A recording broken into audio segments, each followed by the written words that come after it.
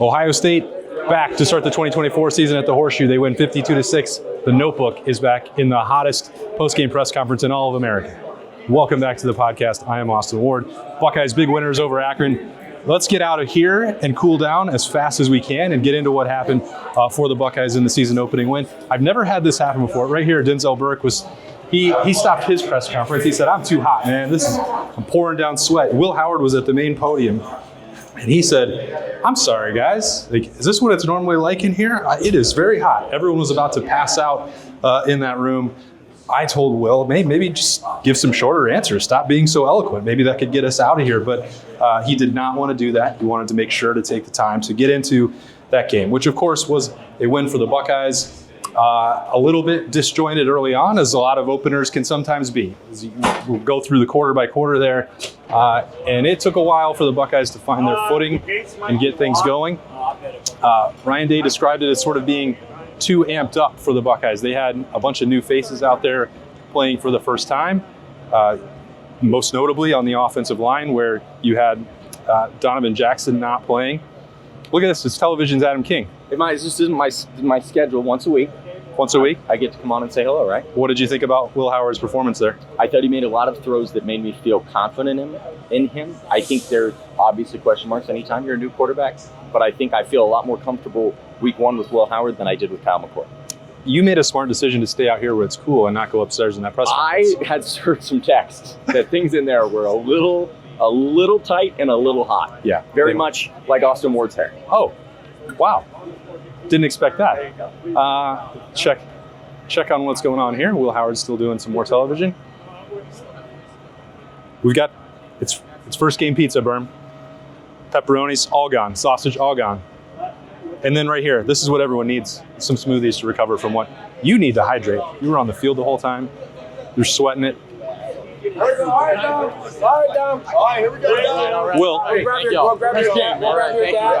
what was your favorite tradition you learned? Will. Oh, CJ's just boxing me out. All right, tough look for me. Hey, you still look good with I got Adam King. You still look good with the hair. That's the key. CJ's got to get him out of here. I get it. That's fine. We'll get Will plenty throughout the season. All right, so good to be back in here. Great to see a boisterous crowd from the start. Now, they didn't all stay to the finish, which I thought was a little bit odd. I think Berm will probably share some thoughts with that, or already has by the time you see this on Snap Judgments. It cleared out pretty early, and I thought that, it was 17-3 at halftime. So, it was a close game. There was about to be a lot more fireworks coming once the Buckeyes got back out there and they settled in. As we talked about, Ryan Day called that sort of amped up. Quinshawn Judkins playing for the first time in this building right here. Will Howard playing for the first time. Donovan Jackson didn't play at all, so you had Austin Cereveld make his starting debut. You had Seth McLaughlin doing that for the first time. You had Tegra Shabola making his starting debut. I could probably keep going. Hello, Spencer. Hello.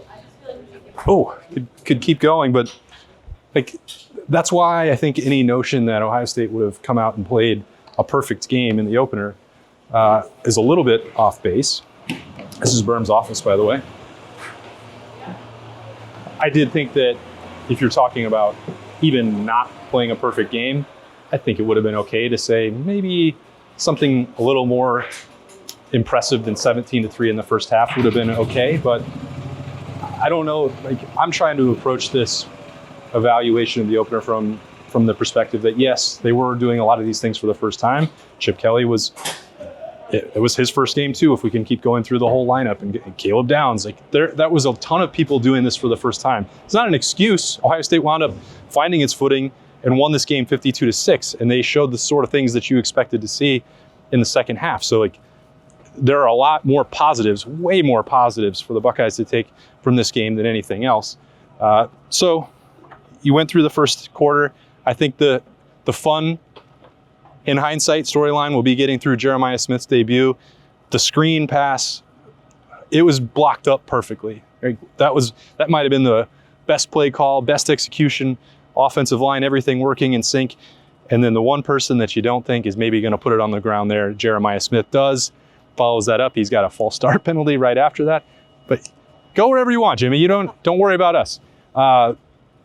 Obviously, you're not going to take somebody like Jeremiah Smith out. That's the first experience that he's got. Comes back on the second drive. makes a great adjustment on the 3rd and 10 throw. I thought Will Howard, like, you look at the numbers in the first half and they're not jaw dropping. Some of that is the drops because Jeremiah Smith's wasn't the only one. There were 3 of them, I think, in the first half. The pass protection was a little bit shaky at times. Again, it'll sound like excuses. That's just what I saw and what happened. It wasn't going to be flawless execution from start to finish, but that was where you started to see Will Howard making some moves, stepping up to avoid pressure, shaking off. If he had a free runner at him, I thought he was able to, avoid contact, sidestep, and he showed a lot of poise in there, and he did that a couple times on that first scoring drive with Jeremiah Smith. Capped it right over here. Maybe they're gonna frame this corner of the end zone berm, like Jeremiah Smith's first career touchdown. Happened right here. A fade ball. Will Howard said that was probably one of his favorite throws of the first game in his press conference, and it was a really good one. It also came after he had a tush push, so Ohio State was showing a lot of the willpower. The will-powered from Will Howard to get that first down. So the Buckeyes do some stuff there late in the first quarter as well. A defensive standout, C.J. Hicks. So it was right on the heels of, like, I don't know, a play and out in space as a linebacker. It's like, I don't know, that it wasn't perfect, and it was sort of why we've talked about the things that he has to get better at to be more consistently. And then they turn around on the next snap. It's like, well, why don't you just blitz C.J. Hicks and let him do what he does best? And that gives them a sack. Ohio State ends the quarter on a high note. It's still just 7-3. They go in and they start pushing it in there. Second quarter, Ohio State did not get it. They had the 4th and 5. They were driving. I think they were on the 25 or so. And they didn't convert. Will Howard's throwing out to Emeka Ibuka. It's a little bit behind. It falls incomplete. That's still, I think, an encouraging sign. You're not kicking the field goal in that situation. I think it doesn't just apply against Akron. I think throughout the course of the year, you want to see that more aggressive version of Ryan Day. It's not going to be perfect, but you can trust your defense. And then if you turn around, you're going to get a Denzel Burke interception just yanking out of Akron receiver's hands. That's what you can do when you have not only confidence in your offense, but bursting confidence in the defense, which wound up with 3 takeaways today. Another one of those checkpoints that we talked about throughout the offseason, only having 11 takeaways a year ago. And they get 3 today. Denzel Burke with that interception in the first half. You have Caden Curry coming out and getting a great forced fumble in the second half. There's the pizza right there. Look at these guys saving the day. Jerry Emig and Mike Bassford getting it done out there. Which flavors did you get, Mike? You got a pepperoni over there? This says pep. Pep? You want a piece right now?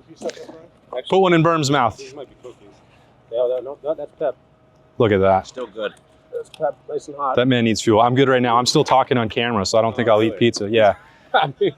But I appreciate you guys. Great SID work up there. Yeah, good day. All right. Trash pizza. Well, you need fuel, Berm. So Berm doesn't eat on game days, guys. That's the man holding the camera. He needs some pizza, and he's got it.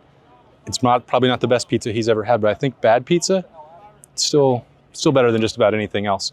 Where was I? Oh, the Caden Curry, second effort play, forces a fumble. Lathan Ransom scoops it up, goes back for a touchdown, and then the blowout is underway. It's capped late in the game with Gabe Powers reeling in a deflected football and taking it back for a pick 6. So two of the 3 takeaways go for touchdowns. That seems pretty good. That's how you put your pedal down and you pull away from a team, and that's how you wind up with a blowout. Because look, there's things that Ohio State is going to have to do better over the course of the year. We talked about the offensive line. Eventually, they're going to have Donovan Jackson back. Ryan Day said in his post-game press conference, again, it's injury report season, so take it with however many grains of salt you want, that if Donovan Jackson doesn't play next week at 7:30 on Saturday night against Western Michigan, then he will have suffered a setback. So take that for what it's worth. Cody Simon, we also expect that he will be back next week for Ohio State. He didn't play, so that left Sonny Styles and C.J. Hicks in the starting lineup for Ohio State at linebacker. But then you saw a lot of Arvell Reese as the game went along. I think that's got to be encouraging for James Laurinaitis and Jim Knowles, that sometimes we talk about these guys who have great training camps, and then that's the end of it. You're not going to, you don't build on it. We talk about somebody and it's something new, and then it doesn't sustain into the season. That does not look like it'll be the case with Arvell Reese. It appears that guy is on a rocket ship. Sideline to sideline stuff, I think he finished with 5 tackles. I'll have to double check that. Didn't write that down in the notebook. But Denzel Burke, I think I'll give him the nod there for the second quarter with that great interception. Third quarter comes out, Ohio State finds the momentum they need, mainly by taking what I thought was the first real deep shot of the game. Will Howard sees Jeremiah Smith in one-on-one coverage. He's trained now to throw it there and go automatically. That leads them down there. Quinshon Judkins gets his first touchdown. Buckeyes go up 24-3. They follow that up with the defensive touchdown. By the end of the third quarter, it's 38-6. Carnell Tate really capped it off for the offense with a nice play. Will Howard described this, I think, pretty perfectly in his press conference. Like, well, he saw one safety. He's going to throw to the field. Carnell Tate catches an easy curl route, then goes and finishes off with great athleticism and on the way to the end zone for a touchdown. So, we make of this whatever you will. If you want to just look at the first half and say, well, that could have been better for Ohio State. Sure, that's true. That's what sometimes happens when you play for the first time in 9 months. I think it was the ability to shake off some of that rust or lethargic play, whatever you want to call it. I don't think that's what it was. I just think that they were not as executing as crisply as you are going to do in the middle of a season. Once you spend all month banging your head against your teammates and seeing the same defense, seeing the same offensive schemes. It's different when you get out into a game. Was Ohio State a much more talented team than Akron? Of course. They wound up beating them by 46. And I don't know what more you can really ask for. Ohio State can get better in week 2. They can get healthier when they have 2 seniors, and Donovan Jackson and Cody Simon back in the lineup. It didn't appear that any new injuries popped up for the Buckeyes, I think Ryan Day will take everything he got out of that.